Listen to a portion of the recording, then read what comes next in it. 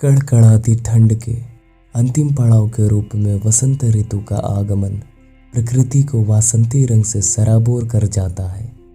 अंगारों की तरह दिखते पलाश के फूल, आम के पेड़ों पर आए पौर, हरियाली से ढकी धरती और गुलाबी ठंड के इस ऋतु हिंदू धर्म के लिए बहुत ही महत्व है। तो आज के वीडियो में हम वसंत पंचमी के महत्व के बारे में ही बात करने जा रहे हैं। तो कृपया आप अंत तक वीडियो में अवश्य बने रहें और इस वीडियो को आप लाइक शेयर करके कमेंट के माध्यम से अपनी प्रतिक्रियाओं को वीडियो को देख लेने के पश्चात हमसे अवश्य अवगत कराएं कि ये वीडियो आपको कैसी लगी। अब चलिए आगे बढ़ चलते हैं।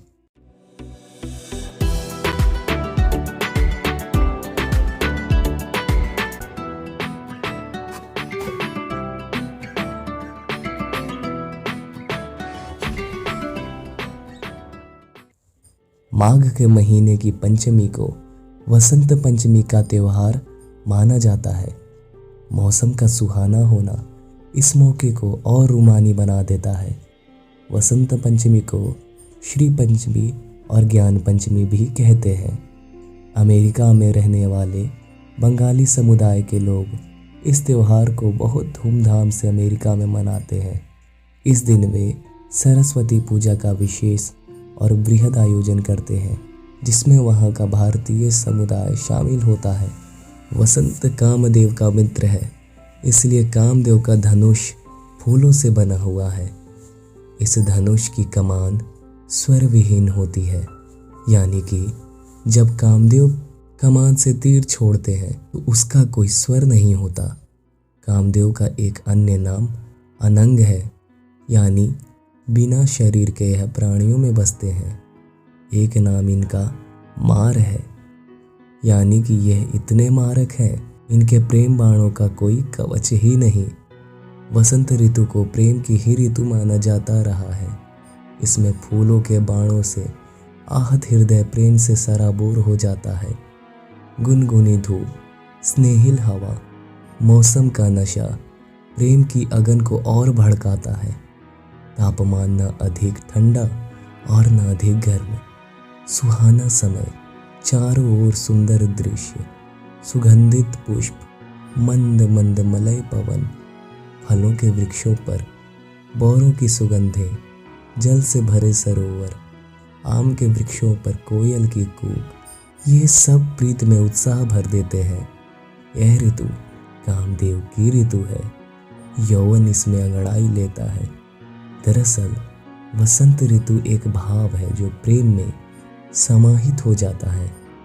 जब कोई किसी से प्रेम करने लगता है तो सारी दुनिया में हृदय के चित्र में बाण चुभाने का प्रतीक उपयोग में लाया जाता है। मार, कामदेव का बाण यदि आपके हृदय में चुभ जाए तो आपके हृदय में एक मीठी पीड़ा होगी, लेकिन वह पीड़ा ऐसी होगी कि उसे आप छोड़ना भी नहीं चाहेंगे। वह पीड़ा आनंद जैसी होगी। काम का बाण जब हृदय में चुभता है तो कुछ कुछ हमेशा खुशी जैसा होता रहता है। हमारा आशय वासना से नहीं बल्कि निश्चल प्रेम से है। इसलिए आप अन्य तर्कों पर हमारी बातों को ना लें। इसीलिए तो वसंत का मार से संबंध है, मतलब कामदेव से संबंध है, क्योंकि काम बाण का अनुकूल समय वसंत ऋतु ही होता है। प्रेम के साथ ही वसंत का आगमन हो जाता है। जो प्रेम में है वह प्रेममय हो जाते हैं। प्रेम का गणित मस्तिष्क की पकड़ से बाहर होता है। इसलिए प्रेम का प्रतीक हृदय के चित्र में बाण चुभा बताना है, जैसा कि आप देखते भी होंगे। इसी दिन बच्चों को पहला अक्षर लिखना सिखाया जाता है। पितृ तर्पण भी किया जाता है और कामदेव की पूजा भी होती है।